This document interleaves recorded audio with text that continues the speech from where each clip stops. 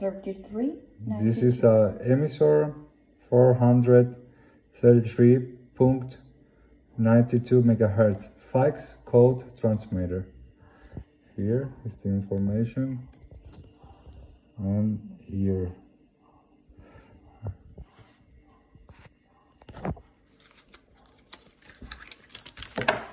Now, like this instruction, I push these two buttons at the same time.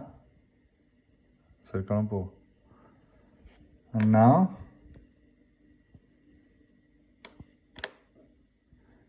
it's not working.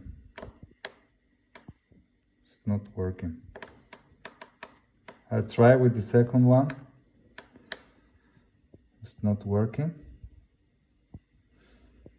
Last time I wait 2 minutes with this position and it's not working.